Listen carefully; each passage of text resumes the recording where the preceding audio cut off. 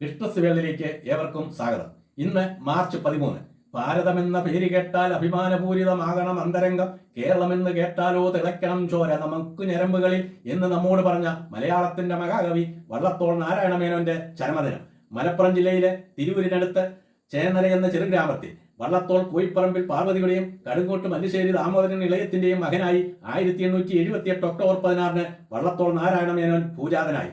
സംസ്കൃതം പഠിച്ച് അഷ്ടാംഗഹൃദയത്തിലും തത്വശാസ്ത്രത്തിലും പാണ്ഡിത്യം നേടി. ഔപചാരിക വിദ്യാഭ്യാസം നേടിയിട്ടില്ലാത്ത വള്ളത്തോളിന്റെ കവിതകൾ ഔപചാരിക വിദ്യാഭ്യാസത്തിൽ മുഴുനീളെ പഠിപ്പിക്കുകയും മാത്രമല്ല, വള്ളത്തോൾ കവിതകൾ പഠിച്ച് ധാരാളം പേർ ഡോക്ടറേറ്റ് നേടുകയും ഡീംഡ് യൂണിവേഴ്സിറ്റി വരെ കവിയുമായി ബന്ധപ്പെട്ടുണ്ടാവുകയും ചെയ്തു എന്നത് ഒരു ചരിത്ര യാഥാർത്ഥ്യമാണ്. 30-ാം വയസ്സിൽ വിതുരനായ വള്ളത്തോൾ തന്റെ കാവ്യജീവിതത്തെ തോൽപ്പിക്കാൻ ലോകത്തിന് കഴിയില്ല എന്ന് തെളിയിച്ചു.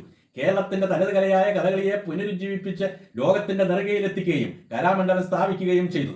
ഗാന്ധിജിയെ ഗുരുവായി സ്വീകരിച്ച് എന്റെ ഗുരുനാഥൻ എന്ന കവിത രചിച്ച വള്ളത്തോൾ 1922 മദ്രാസിലും 1927 കൽക്കട്ടയിലും നടന്ന കോൺഗ്രസിന്റെ അഖിലേന്ത്യാ സമ്മേളനത്തിലും പങ്കെടുത്തു.